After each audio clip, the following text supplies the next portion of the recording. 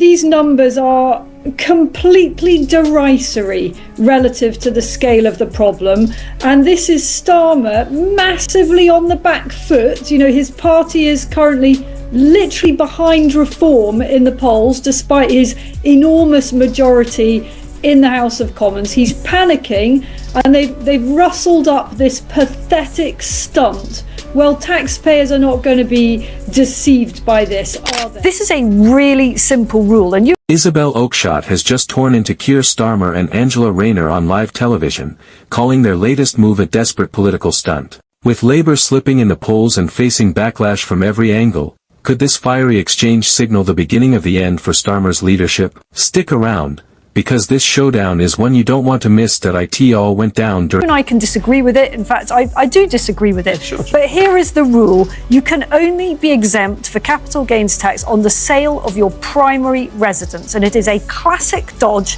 to pretend that, in fact, the other property that you're selling is your primary residence and your partner lives in that, and actually you're living parallel lives. It is a load of nonsense. It's quite obvious that she has tried to dodge here, in my opinion. You know, taxpayers are entitled to be absolutely bloody furious that once again their intelligence is being insulted and their hard-earned cash is being squandered during a primetime debate. Oakeshott didn't hold back, calling Labour's new proposals derisory, claiming they were nothing more than a smokescreen to cover up Starmer's panic. These numbers are completely derisory compared to the scale of the problem. This is Starmer on the back foot, panicking, and trying to fool taxpayers with a stunt. The studio fell silent for a moment, before erupting into a heated back and forth. Even Rayner, usually quick with comebacks, looked rattled. So, what exactly was Oakeshott talking about?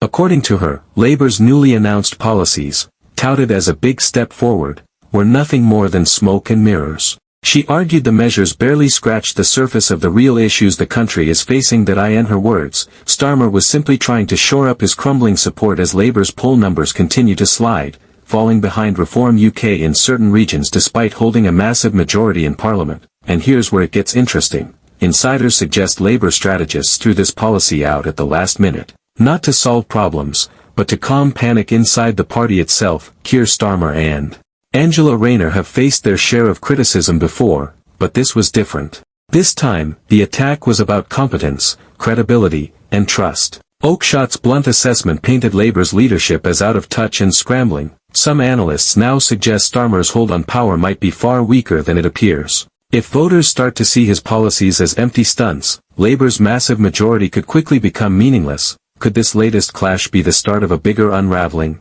And if Labour continues to slide in the polls, how long before whispers of leadership challenges grow louder? Of course, Isabel Oakeshott isn't just another commentator. Known for her hard-hitting style and fearless criticism, she's been at the center of political storms before. Her detractors say she thrives on controversy, using confrontation to stay in the headlines. But her supporters argue she's exposing the truth others are too afraid to say. One thing is certain, when Oakeshott speaks, people pay attention. The reaction online was immediate and explosive. Starmer's critics hailed Oakeshott for cutting through Labour's spin, while his defenders accused her of political theatre and exaggeration. And yet, whispers from Westminster suggest Labour insiders are worried. The fear that this televised clash could fuel a narrative of weakness, one that opposition parties will be quick to exploit. This isn't just about one TV debate. It's about whether Labour can convince voters they have real solutions, or whether the party is running on empty promises. With the Conservatives in disarray and Reform surging in the polls, Starmer and Rayner can't afford to look rattled.